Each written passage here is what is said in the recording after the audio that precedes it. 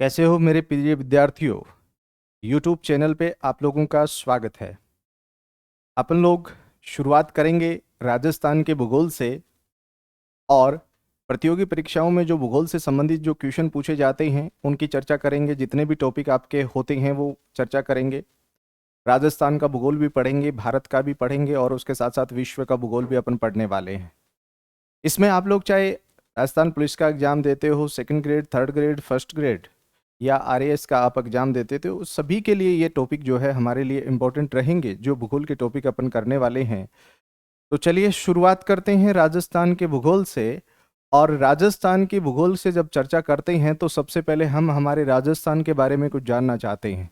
राजस्थान के नामकरण की चर्चा सबसे पहले अपन करने वाले हैं और शुरुआत करते हैं हमारे राजस्थान के नामकरण से। देखिए, टॉपिक है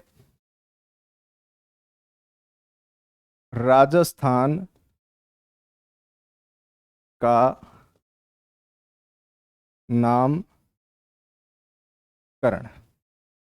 टॉपिक का नाम है राजस्थान का नामकरण और इसी टॉपिक से हम लोग राजस्थान के भूगोल की शुरुआत करते हैं, क्योंकि जिस राजस्थान के विषय में पढ़ना चाह रहे हैं कम से कम उसके बारे में हमें जानकारी होनी चाहिए, उसके नाम के विषय में हमें जानकारी होनी चाहिए। क्योंकि देखिए, कोई भी नाम होता है, जो आज हम राजस्थान कह रहे हैं, ये सदा से राजस्थान इसको नहीं कहा जाता था, ये बात बिल्कुल क्लियर है। दूसरी बात, आपने देखा होगा कि एक बच्चा होता है, बचपन में सभी लोग घर के सदस्य जो होते हैं उसको विभिन्न नामों से पुकारते हैं।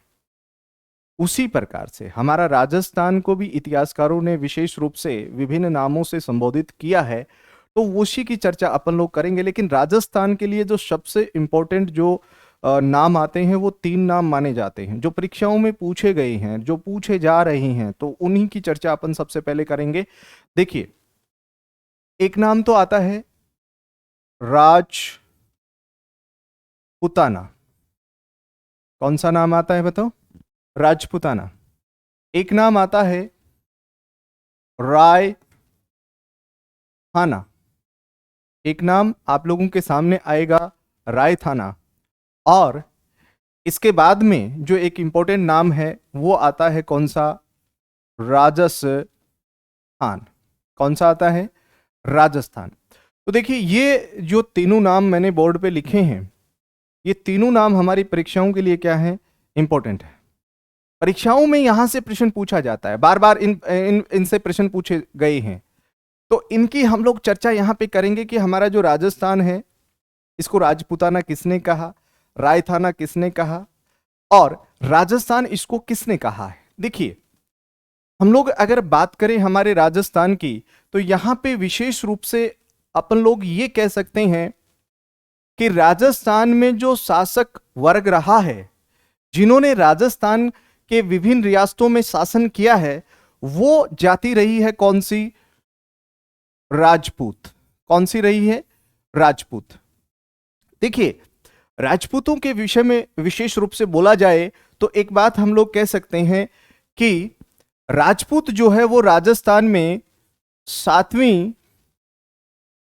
शताब्दी से से से 12वीं शताब्दी के बीच सबसे ताकतवर रही है। हालांकि ऐसा नहीं है कि बाद में राजपूत यहां पे ताकतवर नहीं थे, वो बाद में भी ताकतवर रहे। लेकिन एक विशेष बात हमारे सामने यही आती है कि 7वीं से 12वीं शताब्दी तक राजपूत ताकतवर रहे हैं, सबसे ज्यादा बाद में भी ताकतवर रहे हैं। लेकिन यहाँ पे विशेष बात मैंने यहाँ पे जो 12वीं शताब्दी तक ही लिखा है, क्यों लिखा है? तो आप देखिए मेरे विद्यार्थियों, मैं आपको यहाँ पे बताना चाह रहा हूं, आप लोगों को अगर याद हो तो 1191 ईस्वी में, अब बोलो, 1191 ईस्वी में एक युद्ध हुआ था जिसको बोला जाता है तराइन का प्रथम युद्ध। कौन सा युद्ध था बताओ? तराइन का प्रथम युद्ध।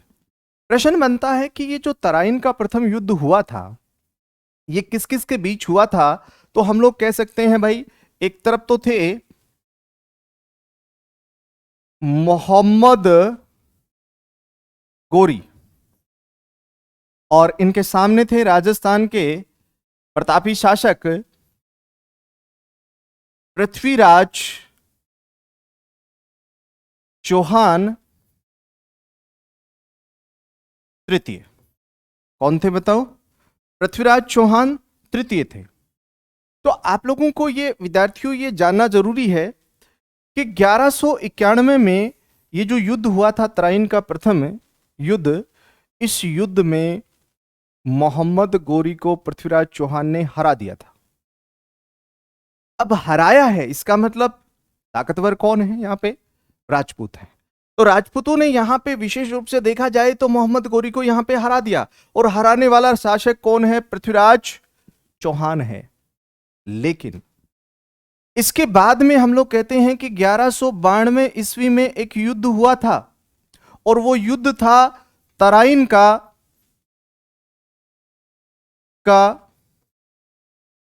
दूसरा युद्ध। कौन सा युद्ध था बताओ? तराइन का दूसरा युद्ध।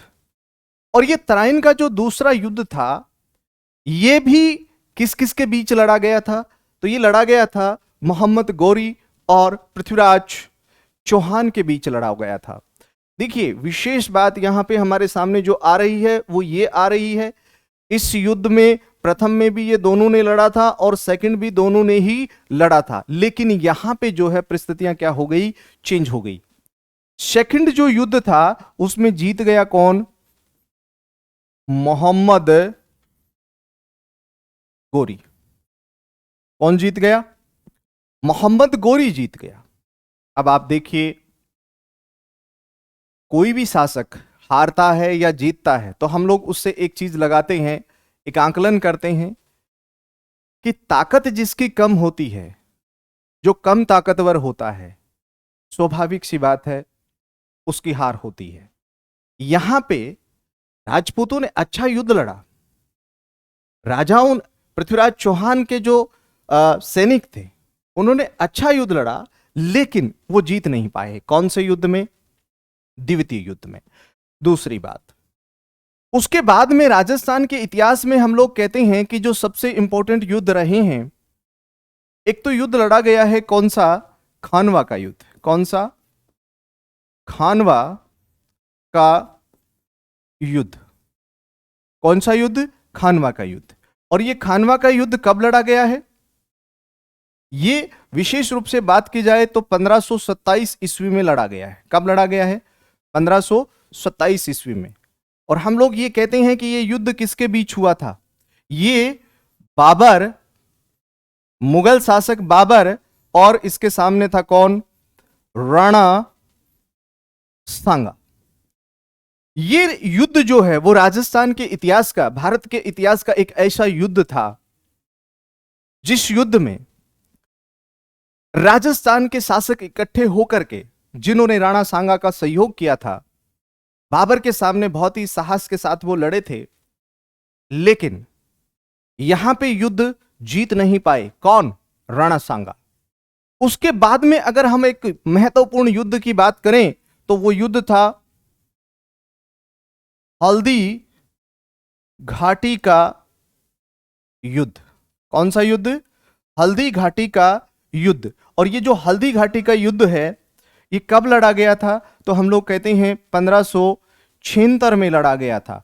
और ये युद्ध जो है 1576 में किस किस के बीच? एक तरफ तो कौन था? अकबर, और एक तरफ था राणा प्रताप। एक तरफ कौन था? राणा प्रताप। देखिए, यहां पे जो युद्ध लड़ा गया था, हल्दी घाटी का युद्ध, इसकी सबसे बड़ी दिक्कत यह रही इस युद्ध में कि राणा प्रताप का राजस्थान के शासकों ने सहयोग नहीं किया। और इस युद्ध में भी जो अकबर की तरफ से मानसिंह युद्ध भूमि में मौजूद था, वो इस युद्ध को जीत जाता है।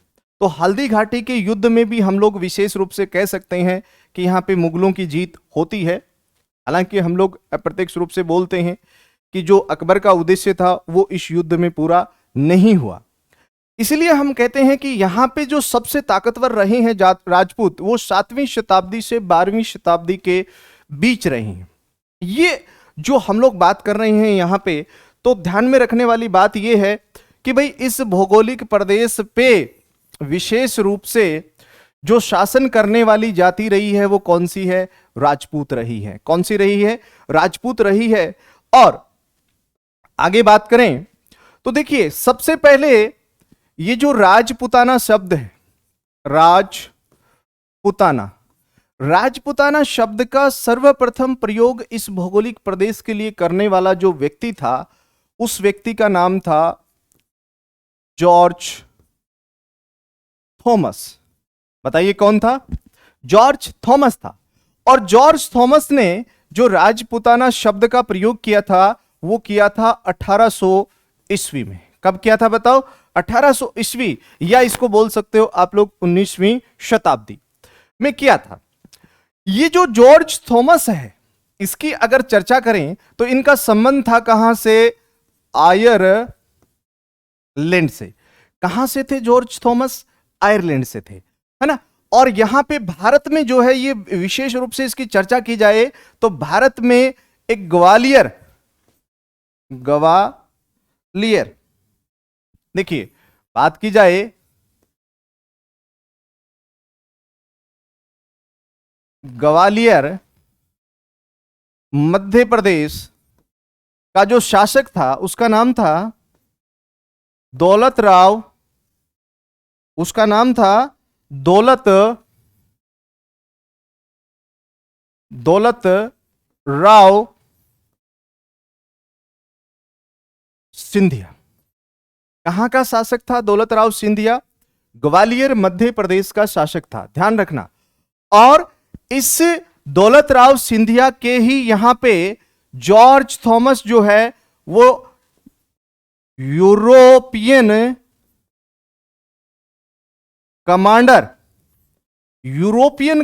के रूप में यहां पे नौकरी कर रहा था। कौन? Mister George Thomas. कौन कर रहा था बताओ? George Thomas. और ये जो ग्वालियर है ये हमारे राजस्थान के पूर्व में स्थित है, और हम ग्वालियर के कहां हैं? पश्चिम में स्थित हैं। और पश्चिम में जो शासन था वो किनका था?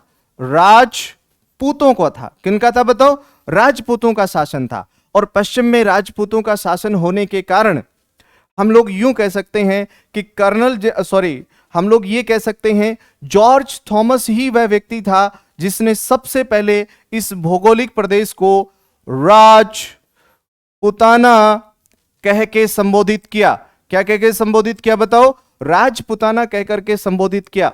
तो भाई सीधा सा प्रश्न यहां पे बना हमारे लिए कि राजस्थान को सबसे पहले राजपुताना कहने वाला व्यक्ति कौन था? तो आपको कहना है जॉर्ज थॉमस था। जॉर्ज थॉमस ने इस भौगोलिक प्रदेश को राजपुताना कब कहा? तो आपको कहना है 1800 ईस्वी में कहा। कौन सी शताब्दी में कहा? तो आपको कहना है 19वीं शताब्दी में कहा। जॉर्ज थॉमस कहां का था? आयरलैंड का था। जॉर्ज थॉमस कहां के? यहां यूरोपियन कमांडर के रूप में कार्यरत था। तो आपको कहना है ग्वालियर मध्य प्रदेश का शासक था। शासक का नाम क्या था? दौलत राव सिंधिया था। क्या नाम था बताओ? दौलत राव सिंधिया था, है ना। और दौलत राव सिंधिया था, और यहां पे यूरोपियन कमांडर के रूप में कार्य कर रहा था कौन? George Thomas. तो जॉर्ज थॉमस ने सबसे पहले इस भौगोलिक प्रदेश को क्या कहा है? राजपुताना कहा है। याद रख लेना इस चीज को। दूसरा प्रश्न यहां पे बनेगा, देखिए ये जो जॉर्ज थॉमस है 1805 ईस्वी में ये जो अपना पद है वो किसको सौंपता है? वो सौंपता है अपने मित्र विलियम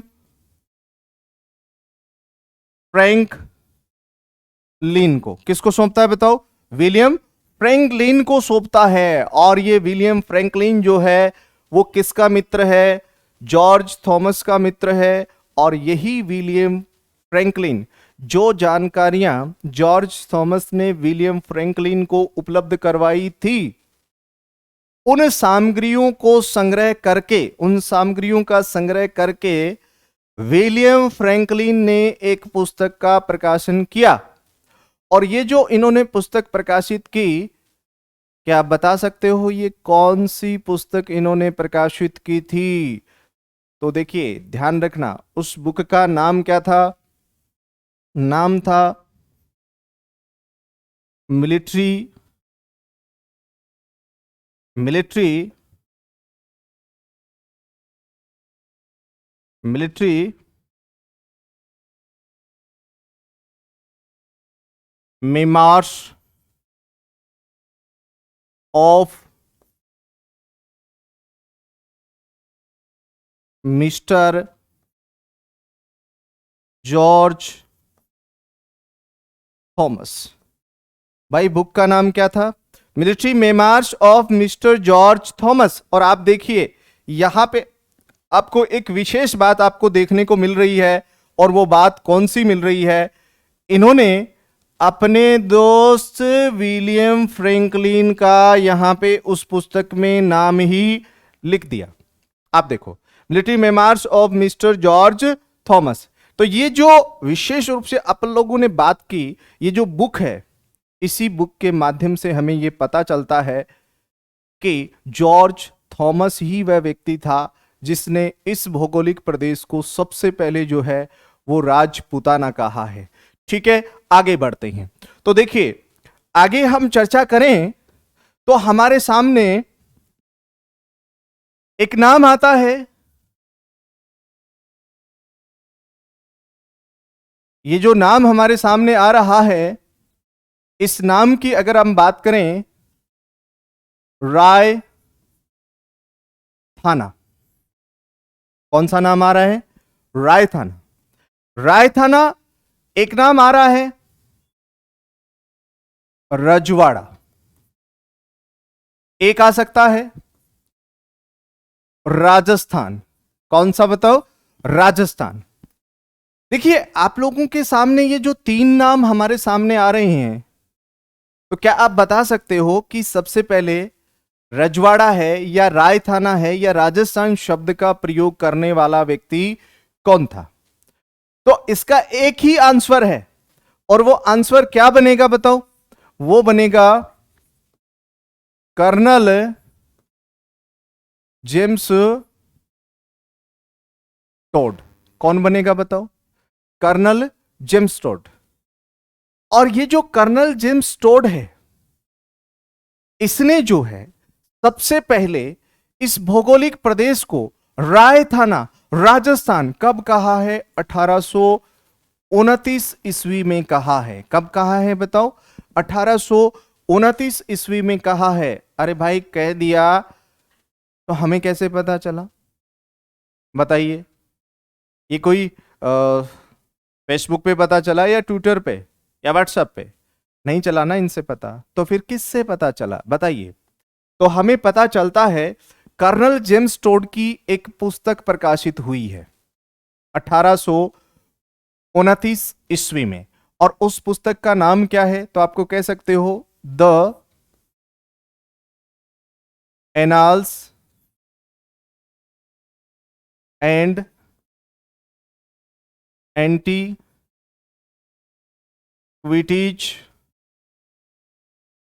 ऑफ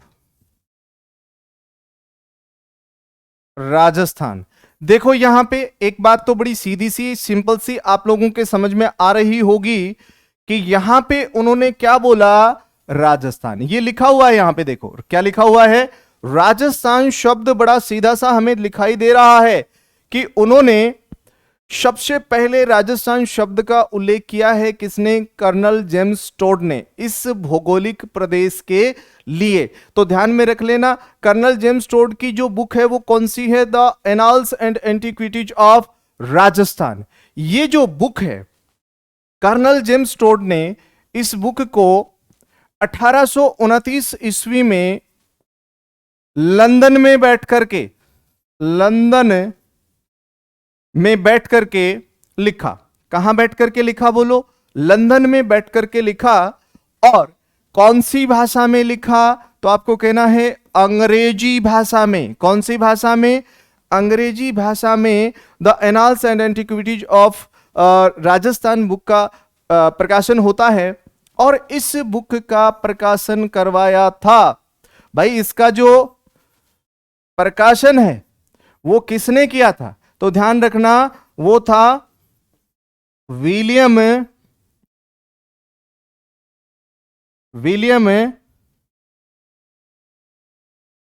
क्रुक। कौन था बताओ वो व्यक्ति? वो था विलियम क्रुक। और हम लोग कहते हैं कि विलियम क्रुक जो था वो कर्नल जेम्स टोड का शिष्य था। क्या था बताओ? वो कर्नल जेम्स टोड का शिष्य था जिन्होंने इस बुक को प्रकाशित करवाया। ठीक है।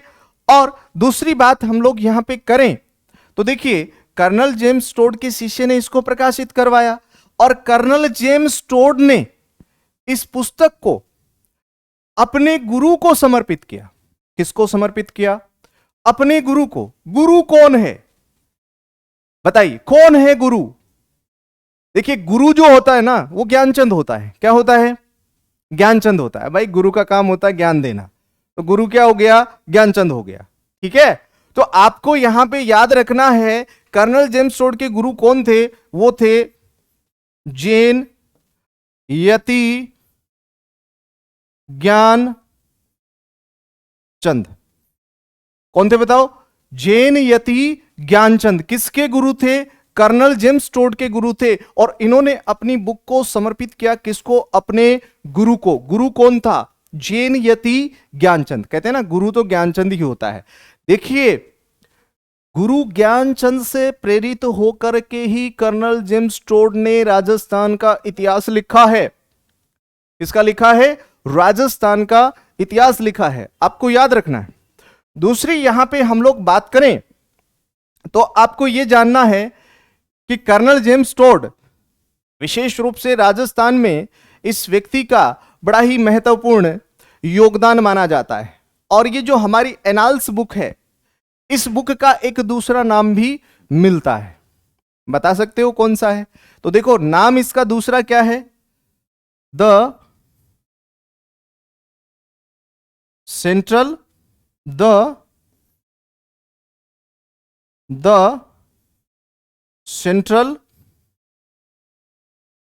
And western Rajput states of India. भाई सीधा सा मतलब है पश्चिमी व मध्य भारत का इतिहास। और ये जो हमारे जो कर्नल जेम्स टोड हैं, ये मध्य और पश्चिमी भारत के पॉलिटिकल एजेंट के रूप में कार्य कर रहे थे और इन्होंने राजस्थान का इतिहास लिखा है। याद रखना, इसीलिए कर्नल जेम्स टोड को आधुनिक राजस्थान के इतिहास का पितामह कहा जाता है। क्या कहा जाता है बताओ? आधुनिक राजस्थान के इतिहास का पितामह किसको कहा जाता है? तो आपको कहना है कर्नल जेम्स टोड को कहा जाता है। किसको कहा जाता है? कर्नल जेम्स टोड को कहा जाता है। यह चीज आपको ध्यान में रखनी है। दूसरी बात देखिए भाई, ये जो कर्नल जेम्स टोड है ना, जब ये राजस्थान का इतिहास लिख रहे थे तो अपने घोड़े पे बैठ करके गांव गांव घूमते थे, ढाणी ढाणी घूमते थे। और जिस गांव में ये जाते थे तो गांव के बच्चे इनको देख करके अपने मम्मी पापा से कहते थे कि वो देखो कौन आ रहा है, घोड़े वाला बाबा आ रहा है। कौन आ रहा है? घोड़े वाला बाबा। अरे भाई दाढ़ी बढ़ गई थी, काफी दाढ़ी बढ़ गई थी, इसीलिए जो है कर्नल जेम्स टोड को घोड़े वाले बाबा के नाम से भी संबोधित तो किया जाता है। किसको किया जाता है बोलो? कर्नल जेम्स टोड को। किस नाम से? घोड़े वाला बाबा। कौन है? कर्नल जेम्स टोड है। राजस्थान के, आधुनिक राजस्थान के इतिहास का पितामह भी किसको कहा जाता है? कर्नल जेम्स टोड को कहा जाता है। तो ध्यान रखना, राजस्थान के इतिहास में कर्नल जेम्स टोड का बहुत बड़ा योगदान माना जाता है। दूसरा प्रश्न आप लोगों के सामने यहां पे आ रहा है कर्नल जेम्स टोड को हमने क्या कहा? घोड़े वाला बाबा। क्या कहा बताओ? घोड़े वाला बाबा। किसको कहा? कर्नल जेम्स टोड को। किसको कहा बोलो? कर्नल जेम्स टोड को। क्या कहा जाता है? घोड़े वाला बाबा कहा जाता है। और कर्नल जेम्स टोड ने ही राजस्थान की सबसे ऊंची चोटी, कौन सी है राजस्थान की सबसे ऊंची चोटी बताओ?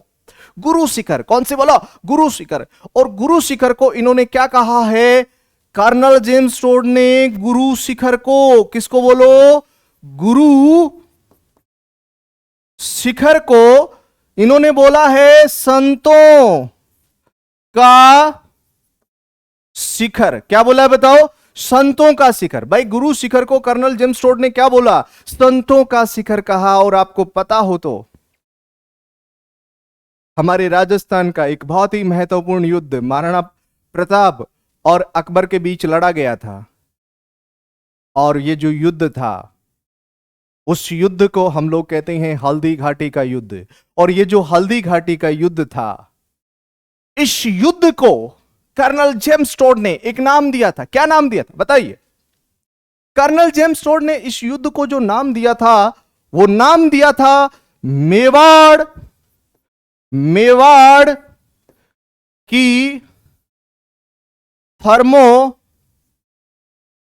अरे क्या बोला था बताओ? मेवाड़ की थर्मोपल्ली। अरे भाई कर्नल जेम्स टोड अंग्रेज था तो अंग्रेजी में बोलेगा ना। किस में बोलेगा?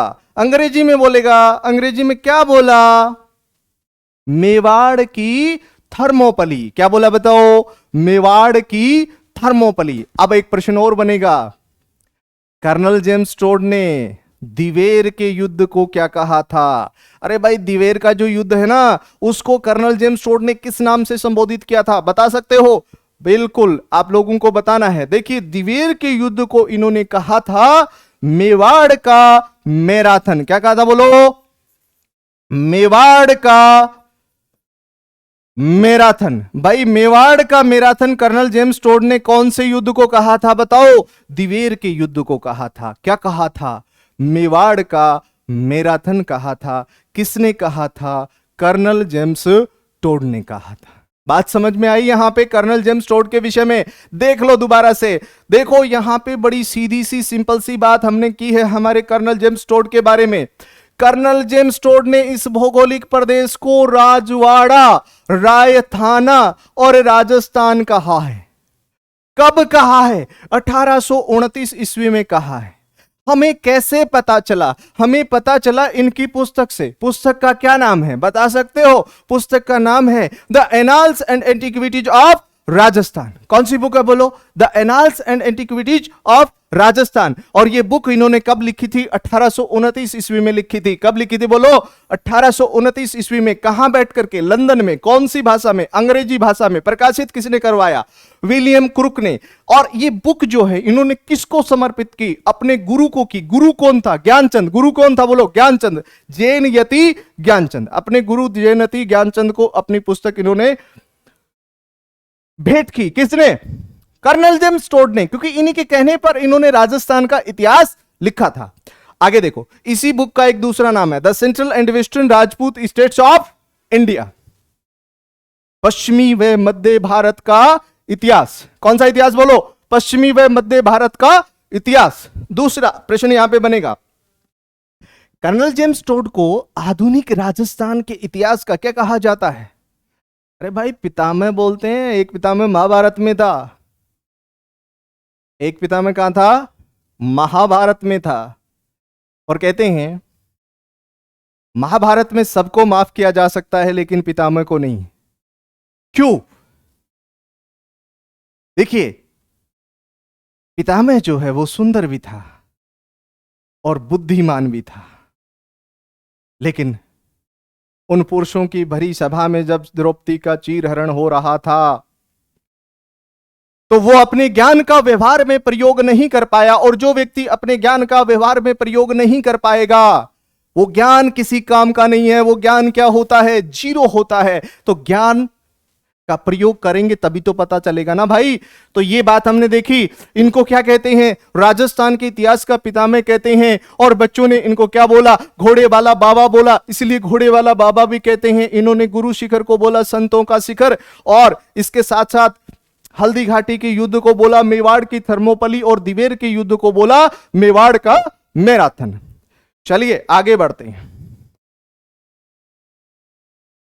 आप लोगों को सभी को ये पता है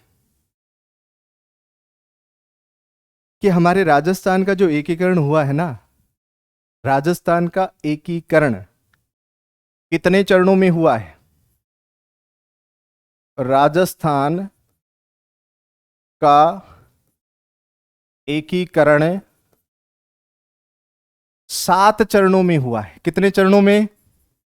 7 चरणों में हुआ है। राजस्थान का एकीकरण कितने चरणों में हुआ है? 7 चरणों में हुआ है। क्या आप मुझे बता सकते हो कि कौन से चरण में सबसे पहले राजस्थान शब्द का प्रयोग किया गया था? बता सकते हो कौन से चरण में सबसे पहले राजस्थान शब्द का प्रयोग हुआ है? बोलिए। देखिए, राजस्थान शब्द का प्रयोग, देखो ये जो आपको ये जो इनकी डेट याद नहीं रहती ना, आज देखो हम लोग कंप्लीट इसको डेट को याद कर लेंगे। हम लोग पढ़ रहे हैं राजस्थान का नामकरण। क्या पढ़ रहे हैं? नामकरण। ध्यान रखना। तो यहां पे हम लोग बात करते हैं, पहला प्रश्न बनेगा जो आप लोगों को सबको पता है कि राजस्थान एकीकरण का प्रथम चरण कब पूर्ण हुआ और उसका नाम क्या था? बता दो फटाफट। देखिए, पहला जो चरण था वो 18 मार्च 1948। नाम बता दो। मत्स्य संघ। क्या नाम था? मत्स्य संघ। क्या इसमें राजस्थान शब्द का प्रयोग हुआ? मेरा प्रश्न यह है कि राजस्थान एकीकरण के कौन से चरण में सबसे पहले राजस्थान शब्द का प्रयोग किया गया है? बता सकते हो? चलिए बताइए। राजस्थान के एकीकरण में सबसे पहले कौन से शब्द का प्रयोग किया गया है? राजस्थान शब्द का प्रयोग कौन से चरण में किया गया है? तो याद रखना, दूसरे चरण में किया गया है। दूसरा चरण ठीक 7 दिन बाद में हो गया। कौन सा चरण बोलो? दूसरा। दूसरे चरण का नाम बताओ। दूसरे चरण का नाम था पूर्वी राजस्थान संघ। कौन सा बोलो? पूर्वी राजस्थान संघ। अब प्रश्न बन रहा है कि क्या यहां पे राजस्थान शब्द आ रहा है? अरे भाई बिल्कुल आ रहा है। कौन से चरण में आ रहा है? दूसरे चरण में। तो बताओ फिर दूसरा चरण बना कब है? दूसरा चरण बना है 25 मार्च 1948 में। कब बना है बताओ? 25 मार्च 1948 को बना है। कौन सा चरण? दूसरा चरण बना है। ठीक है। अब एक प्रश्न आप लोगों के सामने आ रहा है, और वो प्रश्न ये है कि सबसे पहले हम लोग जब बात कर रहे हैं तो यहां पे एक प्रश्न बनाएंगे यहां पे कि राजस्थान दिवस कब मनाया जाता है? आप लोग मुझे आंसर यहां पे दे सकते हो। 30 मार्च को। कब मनाया जाता है? 30 मार्च को। ये देखिए, राजस्थान दिवस कब मनाते हैं? 30 मार्च को मनाते हैं। अच्छा एक बात बताओ मेरे दोस्तों, 30 मार्च 1949 को क्या हुआ था? बता सकते हो? 30 मार्च 1949 को क्या हुआ था? बताइए। देखिए, 30 मार्च 1949 को कौन सा संघ बना था? अरे 30 मार्च 1949 को जो संघ बना था वो कौन सा था? तो आपको कहना है 30 मार्च 1949 को बना था वृहत राजस्थान। कौन सा राजस्थान? वृहत राजस्थान। और आपको ये जानकर बड़ी खुशी होगी कि देखो नाम ही क्या है इसका? वृहत है। क्या नाम है बोलो? वृहत। अब नाम वृहत है तो भाई कौन से लोग शामिल होंगे? बड़े बड़े लोग शामिल होंगे। कौन होंगे? बड़े बड़े लोग शामिल होंगे। इसका मतलब राजस्थान की बड़ी बड़ी रियासतें कौन से संघ में शामिल होती हैं? वृहत राजस्थान में होती हैं। क्या उनके नाम बता सकते हो? बताओ शाबाश। बीकानेर, जोधपुर, बीकानेर, जोधपुर,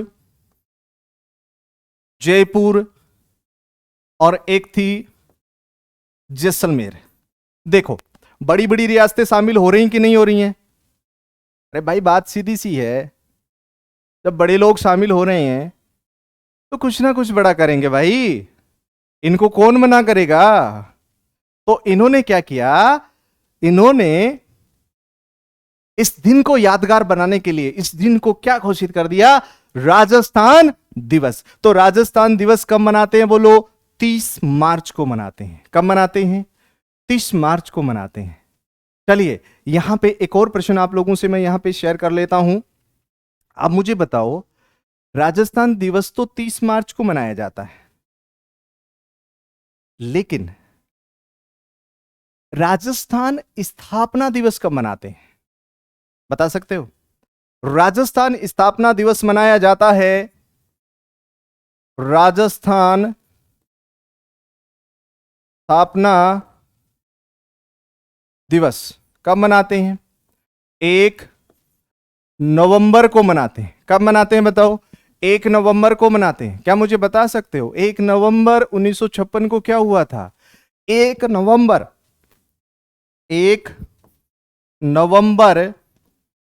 1956 क्या हुआ था? बना था पुनर्गठित राजस्थान। क्या बना था बताओ? पुनर्गठित राजस्थान बना था। कब बना था? 1 नवंबर 1956 को। समझ रहे हो आप मेरी बात? 1 नवंबर 1956 को राजस्थान एकीकरण का 7वां चरण पूर्ण हुआ। कौन सा चरण पूर्ण हुआ बताओ? 7वां चरण पूर्ण हुआ। दूसरा प्रश्न यह बनेगा कि 1 नवंबर 1956 को जो हमें जिससे लेना था वो ले लिया, जो जिसको देना था वो दे दिया, तो इसका मतलब क्या बना? पुनर्गठित राजस्थान। कब बना? 1 नवंबर को। 1 नवंबर को अगर पुनर्गठित राजस्थान बना है तो याद रख लेना, राजस्थान दिवस स्थापना दिवस भी कब मनाते हैं? 1 नवंबर को ही मनाते हैं। कब मनाते हैं? 1 नवंबर को मनाते हैं। क्या मनाते हैं? राजस्थान स्थापना दिवस मनाते हैं। दूसरा प्रश्न आप लोग यहां पे देख लीजिए। प्रश्न किया जाएगा, इस भौगोलिक प्रदेश के लिए औपचारिक रूप से राजस्थान शब्द का प्रयोग कब से कर रहे हैं? बताओ शाबाश। औपचारिक रूप से राजस्थान शब्द का प्रयोग कब से किया जा रहा है? प्रश्न यह बन रहा है, बताइए क्या होगा इसका आंसर? तो देखिए, सीधा सा प्रश्न आप लोगों के सामने है। अच्छा, एक प्रश्न बता दो मुझे आप लोग, 26 जनवरी 1950 को क्या हुआ था? बता सकते हो? 26 जनवरी 1950 को भारत का संविधान लागू हुआ था। और अगर भारत का संविधान 26 जनवरी 1950 को लागू हुआ था, इसका मतलब उस संविधान में इस प्रदेश के लिए एक नाम लिख दिया गया था, और वो नाम क्या था? राजस्थान। क्या नाम था बोलो? राजस्थान। और आपको यह भी पता होना चाहिए, इसी दिन हमारे राजस्थान एकीकरण का 6ठा चरण पूर्ण हुआ था। क्या हुआ था? 6ठा चरण पूर्ण हुआ था। और उस 6ठे चरण को किस नाम से संबोधित किया गया? तो ध्यान रखना, वो था राजस्थान संघ बोल सकते हैं। और ये कब बना है? 26 जनवरी 1950। इसी दिन भारत का क्या लागू हुआ था? संविधान लागू हुआ था। याद रख लेना, 26 जनवरी 1950 को भारत का संविधान लागू हुआ। क्या हुआ? संविधान लागू हुआ।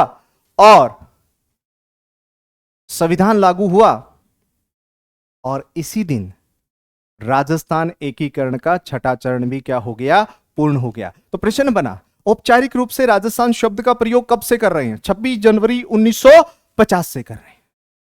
बात समझ में आ रही है? यहां पे कब से कर रहे हैं? 26 जनवरी 1950 से कर रहे हैं। बड़ा सीधा सा और सिंपल सा इसका आंसर आपको देना है। अब भाई राजस्थान एकीकरण की आप लोगों के पास डेटें आ गई 5। पहला कब बना? 18 मार्च 1948 मत्स्य संघ। दूसरा 25 मार्च 1948 पूर्वी राजस्थान, ठीक है ना। चौथा है 30 मार्च 1949 वृहत राजस्थान। छठा है राजस्थान और सातवां है 1 नवंबर 1956 पुनर्गठित राजस्थान। अब आप लोगों के लिए एक सीधा सा प्रश्न आप लोगों के सामने आ रहा है। एक तो रह गया तीसरा चरण और एक हो रह गया पांचवा चरण। बताओ कौन सा? तीसरे नंबर पे कौन आएगा और पांचवें नंबर पे कौन आएगा? अरे बड़ा सिंपल सा काम है। देखो हम लोग राजस्थान का क्या कर रहे हैं, एकीकरण कर की डेटें याद कर रहे हैं ना। तो देख लो अभी कैसे आपको याद करनी है। ये आप लोगों के सामने आया, मतलब 2 हो गए यहां पे। क्या हो गए? 2। अरे हमें तो क्या करना है, राजस्थान को जोड़ना ही तो है। राजस्थान को क्या करना है? संयुक्त करना है भाई। क्या करना है? संयुक्त करना है। अरे जोड़ोगे तभी तो राजस्थान बनेगा भाई, सीधी सी बात है। एकीकरण जो हमारा है, जब उनको आपस में मिलाओगी नहीं तो राजस्थान कहां से बनेगा? तो क्या कर लो, संयुक्त करना शुरू कर दो भाई। क्या कर दो? संयुक्त राजस्थान। बोलो कौन सा राजस्थान? संयुक्त राजस्थान। इधर 2 है ना, 2 को क्या किया? संयुक्त किया। क्या किया? बोलो संयुक्त किया। और ये कब बना है? तो ध्यान रखना ये बना है 18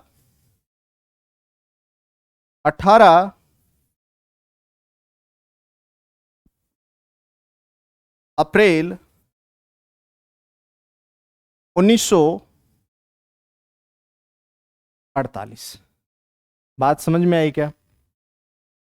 ये मत्स्य है, ये पूर्वी है। अब 2 हो गए भाई, 2 को कर लो संयुक्त। क्या कर लो? 2 को कर लो संयुक्त।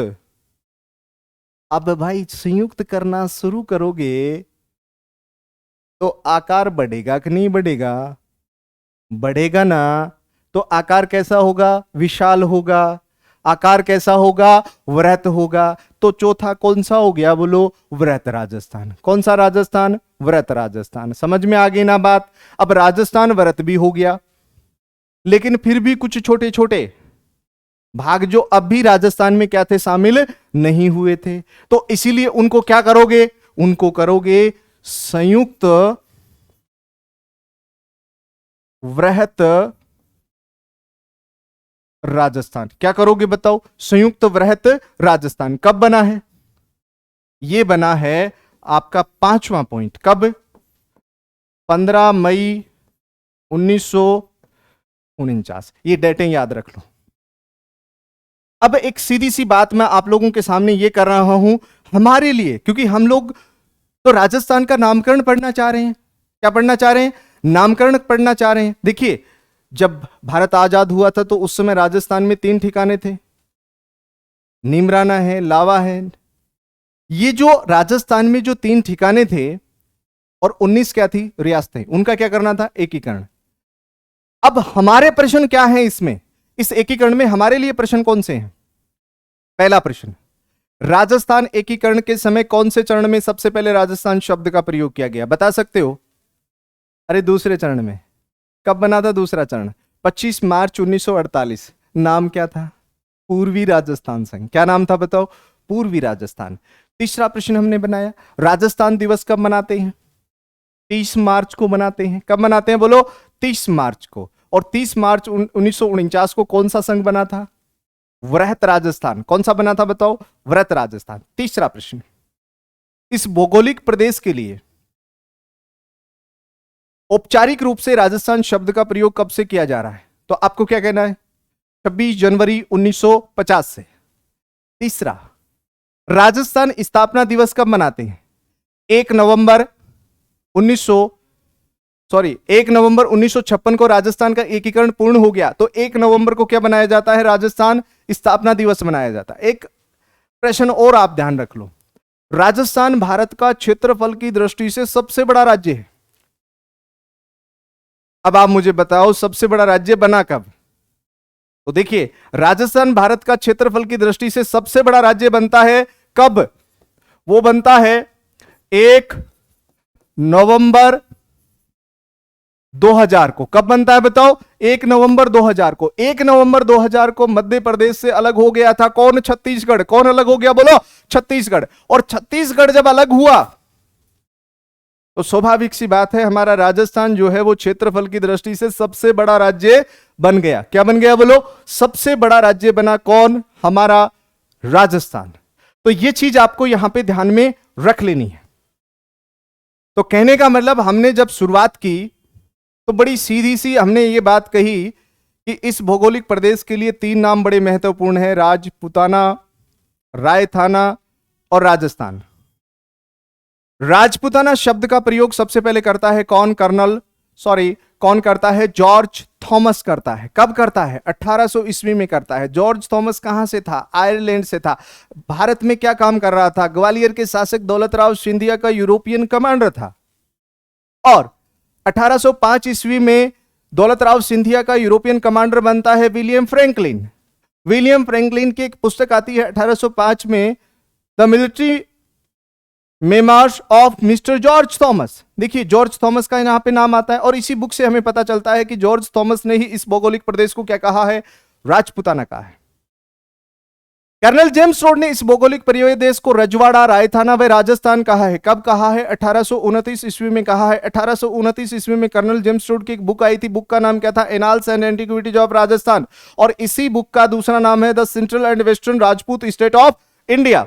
और उसके बाद में विशेष रूप से इस बुक को कर्नल जेम्स टोड ने लिखा था और कर्नल जेम्स टोड के शिष्य विलियम क्रुक ने इसको प्रकाशित करवाया था। कर्नल टोड ने इस पुस्तक को अपने गुरु जैन यति ज्ञानचंद को क्या किया था? समर्पित किया था। कर्नल जेम्स टोड को घोड़े वाला बाबा, राजस्थान के इतिहास का पितामह कर्नल जेम्स टोड ने गुरु शिखर को संतों का शिखर कहा और हल्दी घाटी के युद्ध को मेवाड़ की थर्मोपली कहा और दिवेर के युद्ध को जो है मेवाड़ का मैराथन कहा। किसने कहा? कर्नल जेम्स टोड ने। राजस्थान एकीकरण में सबसे पहले राजस्थान शब्द का प्रयोग हुआ है दूसरे चरण में। दूसरा चरण कब बना था? 25 मार्च 1948 को। राजस्थान दिवस 30 मार्च को मनाया जाता है। राजस्थान स्थापना दिवस जो है 1 नवंबर को मनाया जाता है। 1 नवंबर 1956 को राजस्थान का एकीकरण पूर्ण हुआ। 1 नवंबर 2000 को राजस्थान भारत का क्षेत्रफल की दृष्टि से सबसे बड़ा राज्य बन गया। देखिए, उसके बाद में आपने हमारी परीक्षा की दृष्टि से वो चीजें हमने सारी यहां पे देखी हैं। इसके अलावा भी हमारे पास कुछ प्रश्न देखने को मिल सकते हैं। राजस्थान के विषय में कुछ नाम मिल सकते हैं, लेकिन वो नाम जो हैं वो नाम कंप्लीट हमारे राजस्थान के भौगोलिक क्षेत्रफल के लिए नहीं थे। इसका मतलब बड़ा सीधा सा और सिंपल सी बात यह है कि वो नाम कुछ क्षेत्र विशेष के लिए यूज होते थे। इसलिए हम लोग ये नहीं कह सकते कि पूरे राजस्थान के भौगोलिक प्रदेश के लिए उन नामों का जो है वो उल्लेख मिलता है। ऐसा नहीं था। तो देख लेते हैं, क्योंकि विद्यार्थी यूं को ऐसा भी नहीं लगेगा, क्योंकि देखो परीक्षा में तो पूछे जाते हैं, वो ज्यादातर वहां से प्रश्न पूछते हैं। तो ध्यान रखना, एक शब्द आता है कि भाई राजस्थान को ऋग्वेद में क्या कहा गया है? ऋग्वेद। ऋग्वेद में राजस्थान को कहा गया है ब्रह्मवर्त। क्या बोला गया है? ब्रह्मवर्त बोला गया है। किसमें? ऋग्वेद में। याद रखना। और ये जो ब्रह्मवर्त क्षेत्र है, ये क्षेत्र विशेष रूप से अगर बात की जाए तो हमारी जो सरस्वती नदी बहती थी, उसकी सहायक नदी के रूप में द्रस्तवती नदी बहती थी, उस क्षेत्र को कहा जाता था विशेष। तो पूरे राजस्थान के लिए इस शब्द का प्रयोग नहीं किया गया है, जान लो इस चीज को। दूसरा एक प्रश्न बनता है कि रामायण में वाल्मीकि ने, किसने? वाल्मीकि ने इस प्रदेश को क्या कहा है? मरुकांतर कहा है। क्या कहा है बताओ? मरुकांतर कहा है। किसने? वाल्मीकि ने कहा है। याद रखना। दूसरा, एक शिलालेख मिला है हमें, और वो शिलालेख मिला है कहां पे? बसंतगढ़ का शिलालेख। कौन सा शिलालेख? बसंतगढ़ का शिलालेख। और इस बसंतगढ़ के शिलालेख में इस भौगोलिक प्रदेश के लिए एक नाम मिलता है राजस्थानियादित्य।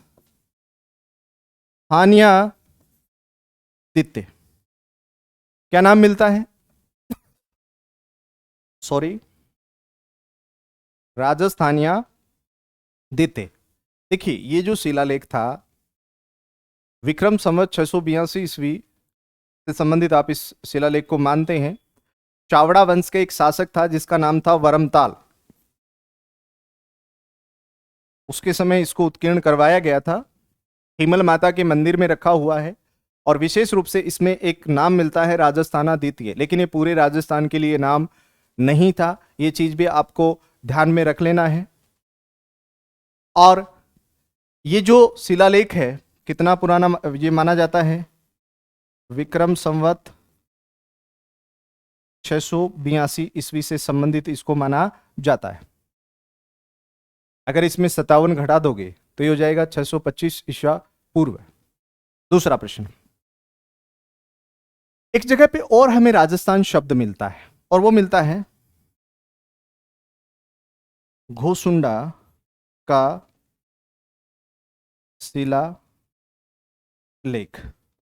और ये कहां पे है? चित्तौड़ में है।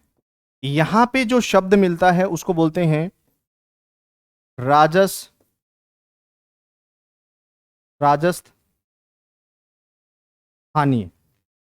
क्या नाम मिलता है? राजस्थानीय मिलता है।